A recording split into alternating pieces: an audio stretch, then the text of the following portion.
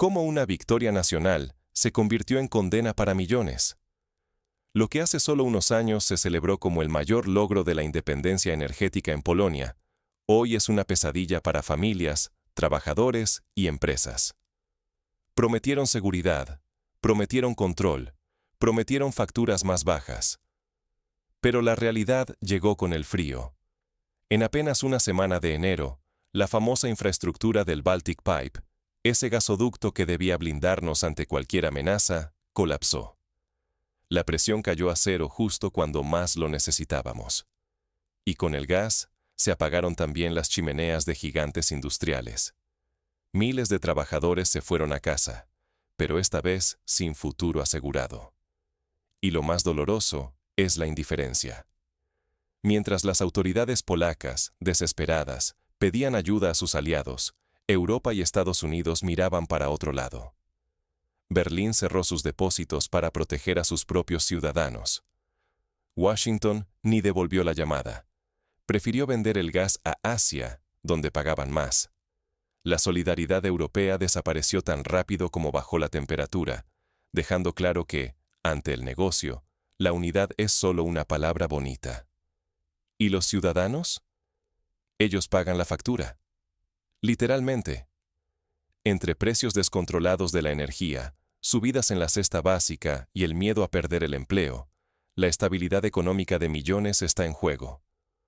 Todo mientras las élites políticas y las grandes corporaciones del gas celebraban contratos y dividendos. Nos dijeron que la independencia era cuestión de soberanía, pero nunca hablaron de quién pagaría el precio real. Y sí, el costo se mide en zlotys, pero también en confianza, opciones y futuro. Si no abrimos los ojos, seguiremos perdiendo dinero, trabajos y hasta la capacidad de decidir cómo queremos vivir. Porque la verdadera amenaza no es solo el frío, ni siquiera la falta de gas.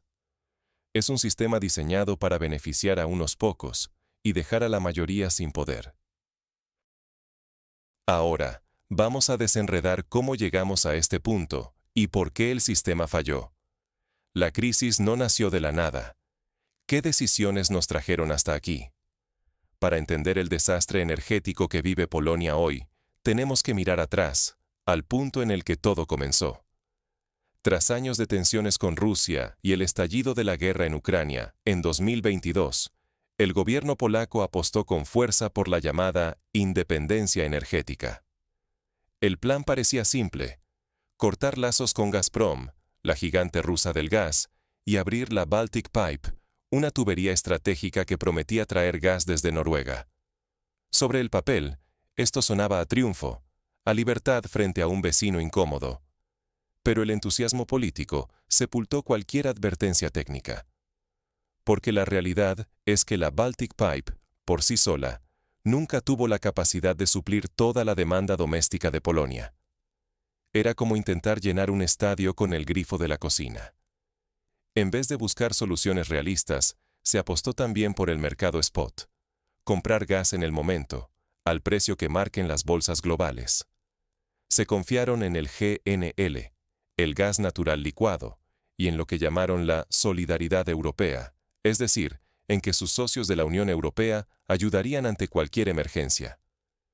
Pero esto tenía un costo que nadie quiso admitir públicamente. Los precios pasarían a depender de la volatilidad de los mercados y de decisiones tomadas en despachos lejanos, desde Bruselas hasta París o Berlín. En ese mismo tiempo, la Comisión Europea empujaba con fuerza la agenda del Green Deal, el gran giro hacia las energías renovables. Se promovía abandonar la energía tradicional, cerrar contratos fijos y dejar que el mercado dictara las reglas. Alemania, por ejemplo, bajo el gobierno de Olaf Scholz, aceleró el cierre de sus centrales nucleares, aumentando su dependencia del gas importado. Francia, por su parte, batallaba con sus propios problemas en las plantas nucleares. En este laberinto, cada país miraba por sí mismo. El supuesto escudo común europeo era más una ilusión que una garantía efectiva. A todo este cóctel se sumó el apetito de las grandes corporaciones energéticas. Los gigantes del trading, Shell, BP, Total Energies, Vitol, Trafigura, no solo sobrevivían, sino que prosperaban en la inestabilidad. Para ellos, cuanto más impredecible es el mercado, mayor es la ganancia. Los contratos fijos y la seguridad para el consumidor son enemigos de su margen de beneficio. Así, presionaron para que el mercado energético europeo se transformara en un casino global, dejando a los ciudadanos desprotegidos frente a las subidas de precios y los vaivenes de la bolsa. En última instancia, el gobierno polaco quedó atrapado entre tres fuegos: las exigencias políticas de la Unión Europea y Estados Unidos, los intereses comerciales de los grandes traders y su propia necesidad de mantener una apariencia de éxito ante la opinión pública. Las decisiones que se tomaron, lejos de priorizar la seguridad y el bienestar de la gente, respondieron a la lógica de la política y el mercado. Y aquí está el verdadero riesgo. Si perdemos de vista este contexto, nos volvemos rehenes de las narrativas superficiales y dejamos de exigir soluciones reales. Porque lo que está en juego no es solo un recibo de gas o de luz, es tu dinero, tu empleo, tu tranquilidad y la capacidad de decidir tu propio futuro. Entendido el trasfondo, veamos cómo ese sistema impacta tu vida diaria. Tus facturas y empleo. El mecanismo despiadado detrás del alza de costes. Porque aunque la independencia energética suene a triunfo nacional, al final, el precio lo pagas tú. Vamos a desenredar el efecto dominó que conecta las grandes decisiones con nuestro bolsillo, el trabajo y hasta nuestros ahorros. Todo comienza en los precios de la energía. Polonia apostó por comprar gas en el mercado mundial, pensando que así sería más libre y segura. Pero esa apuesta salió cara. Las tarifas de la luz y el gas se dispararon. Lo sentiste en la factura, cada mes sube, mientras tus ingresos se quedan igual. Y no es solo la energía. El primer golpe es evidente, pero lo que viene después es peor. Segundo golpe, alimentos y bienes básicos.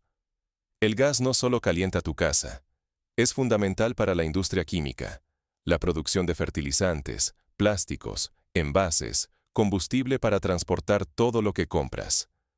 Cuando las grandes químicas recortan o frenan su producción por los altos costes energéticos, los fertilizantes suben de precio.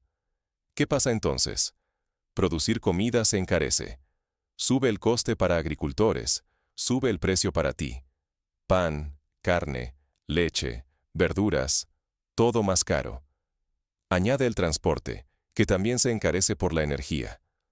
Los supermercados trasladan cada subida a las etiquetas, y a eso le llaman inflación importada, pero en realidad es un impuesto oculto, invisible, que sale de tu bolsillo.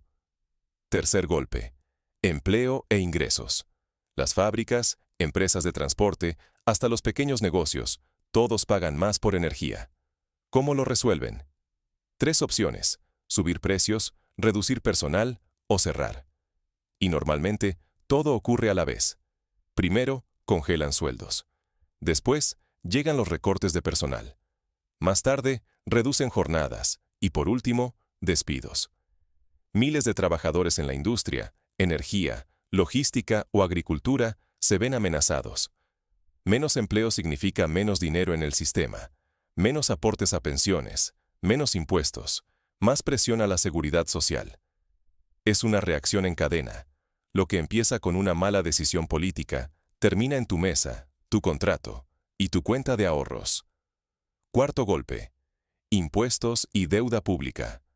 Cuando el Estado pierde ingresos porque la economía se enfría, ¿qué hace? Pide préstamos, emite deuda, busca ayudas externas. Pero alguien tiene que pagar esa fiesta. Tarde o temprano, el coste vuelve a ti en forma de impuestos más altos, recortes a beneficios, subidas del IVA, nuevos cargos temporales. Pagas doble, primero en la factura, luego en los impuestos.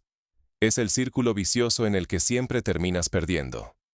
Quinto golpe: tus ahorros. La inflación, alimentada por el alto coste de la energía, erosiona todo lo que lograste guardar. Las pensiones apenas suben, y siempre con retraso. Los salarios ni siquiera compensan las subidas de precios. Los intereses de los bancos no alcanzan el ritmo de la inflación. Cada mes, el dinero que ahorraste vale menos. El futuro, que debía estar asegurado, se desvanece poco a poco. Esta es la cadena real.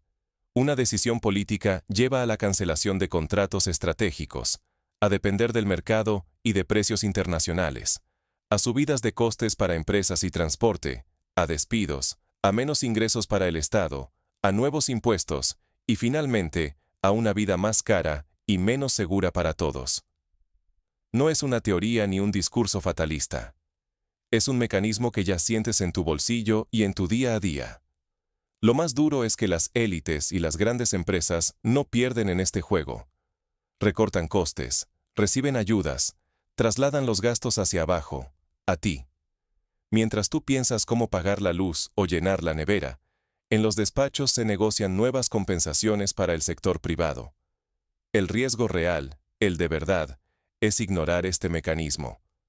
Porque hacerlo es jugar con tu propio futuro financiero, con tu empleo y hasta con el techo bajo el que vives. Pero, ¿qué escenarios nos esperan si nada cambia? ¿Qué tan mal puede ponerse y qué caminos reales hay por delante? Imaginemos 3 escenarios posibles, porque aquí no se trata solo del presente, sino de hacia dónde nos dirigimos si no cambiamos el rumbo. El primero es el escenario del estancamiento gestionado. A simple vista, todo parece estable.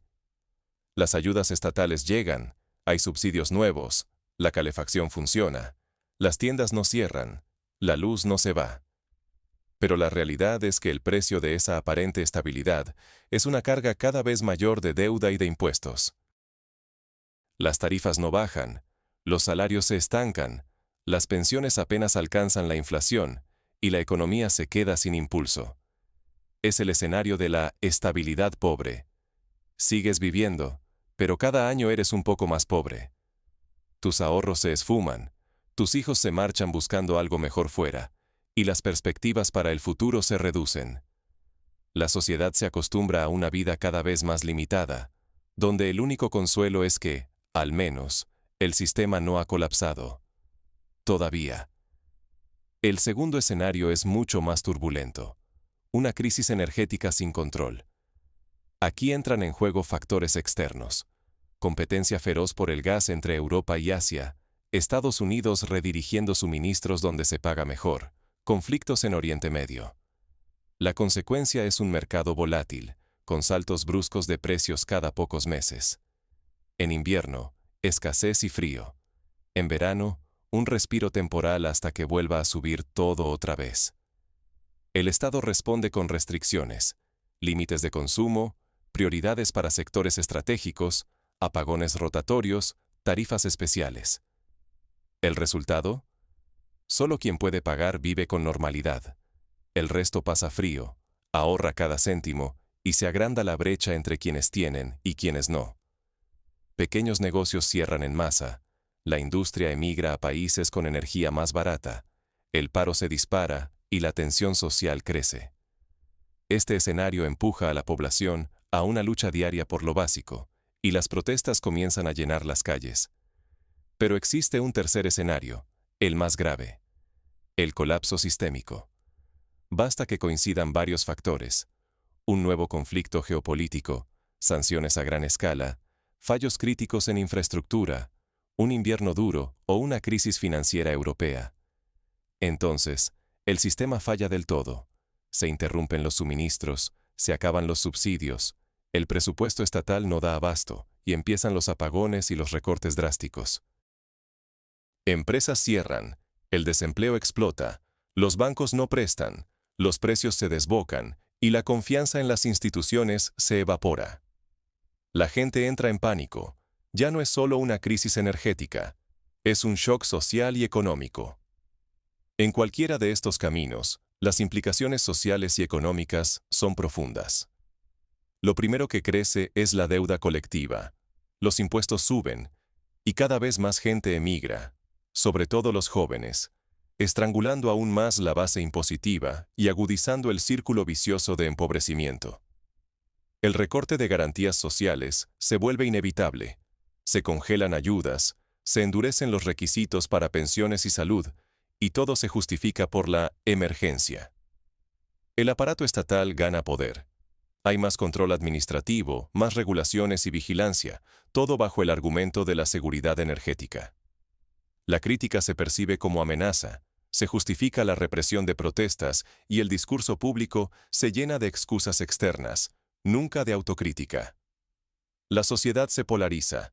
Unos culpan a los mercados, otros al gobierno, otros a Europa o a factores externos. Los conflictos internos crecen, los descontentos se agrupan y el clima social se vuelve tóxico. Y mientras tanto, las élites aprovechan el caos para concentrar aún más poder, moldeando las reglas a su conveniencia, blindando sus intereses mientras la mayoría pierde derechos y capacidad de decisión. No anticipar estas consecuencias es el mayor riesgo. Exclusión, pobreza y pérdida de derechos se vuelven parte del paisaje diario. Y todo, por una arquitectura de sistema diseñada más para proteger intereses de unos pocos que para dar seguridad real al conjunto. Entonces, ¿qué lecciones prácticas y personales podemos sacar de todo esto? ¿Qué hacer cuando la estabilidad ya no está garantizada? Esta es la pregunta que muchos polacos, y europeos en general, se hacen hoy, tras el shock de una supuesta independencia energética que terminó costando más de lo prometido. Y la respuesta, aunque incómoda, pasa por aceptar una nueva realidad. El Estado ya no puede ser tu seguro absoluto.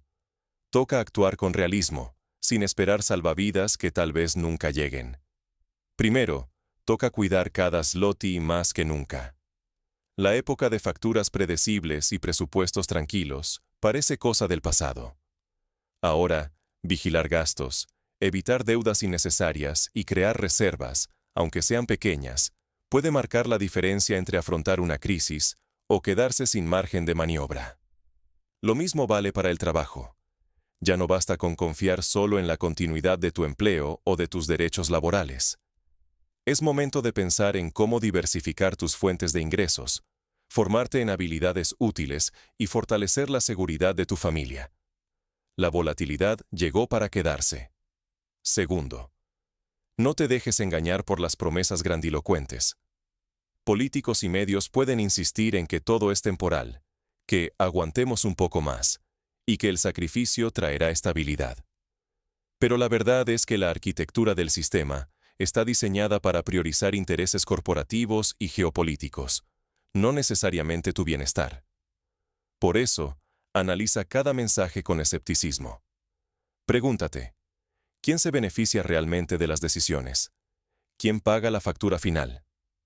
Tercero, reconoce que el riesgo no es solo una tormenta que pasará, sino algo estructural. No es cuestión de que un invierno más suave o un cambio de gobierno arregle todo.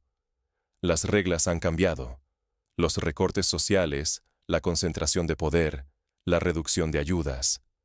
Todo apunta a que la protección estatal será cada vez más limitada y selectiva. Por eso, la resiliencia debe ser tu prioridad. Menos confiar a ciegas, más prepararte para lo incierto. A veces, eso significa tomar decisiones difíciles, mudarte, aprender otro oficio, buscar redes de apoyo fuera del sistema tradicional. Cuarto, recuperar el control personal, aunque sea en lo pequeño, es clave para no perder lo esencial. El autoengaño y la nostalgia del pasado solo debilitan tu capacidad de respuesta. La falsa sensación de seguridad puede costar caro, tanto en ahorros como en empleo, como en tranquilidad familiar. Confiar ciegamente en las instituciones hoy es arriesgar tu economía, tu autonomía y hasta la posibilidad de decidir sobre tu futuro. Ahora, recapitulemos el mensaje central y lo que realmente está en juego para ti. La verdadera protección empieza con la lucidez, no con eslogans. En Polonia, la llamada independencia energética fue un espejismo. Cuando llegaron las dificultades, cada actor pensó primero en sí mismo.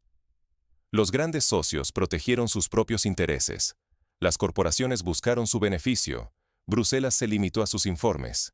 Y la ciudadanía se quedó sola ante facturas cada vez más altas, incertidumbre laboral y la pérdida de su tranquilidad. Esa es la primera lección que deja esta crisis. El sistema dejó de priorizar tu seguridad energética. Importa más la geopolítica, el mercado, El balance de las empresas que tu bienestar concreto. Si es rentable vender el gas a Asia, lo harán. Si conviene restringir el suministro, lo restringirán. Tu estabilidad, tu factura, tu empleo, son la última consideración en esa cadena de decisiones. La segunda, el costo de esta crisis sistémica recae sobre ti. Subvenciones, préstamos, rescates y déficits no desaparecen. Se transforman en impuestos, inflación, recortes y servicios más caros. Tu salario y tu pensión difícilmente alcanzarán para cubrir un nivel de vida que, aunque la economía crezca, será cada vez más austero. La tercera, la ilusión de un Estado siempre protector se quebró. El gobierno depende ahora de mercados externos, prestamistas y alianzas políticas, y por eso su capacidad de ayudarte está limitada. Si alguna vez llega la ayuda, será puntual, escasa y tardía. Lo más importante, el verdadero riesgo hoy es creer que el sistema te protegerá solo porque lo hizo antes. Esta no es una tormenta pasajera, es una nueva realidad, con precios inestables, dependencia del exterior, presiones políticas y falta de garantías. Ahora, más que nunca, toca pensar en reservas, en proteger tu trabajo, tu familia y tus opciones, sin dejarse engañar por promesas vacías. No es un mensaje apocalíptico, es una invitación a la claridad. Porque cuanto antes aceptemos que la estabilidad es la excepción y no la norma, más preparados estaremos para cuidar lo esencial, el control sobre nuestra vida en un mundo que ya no regala certezas.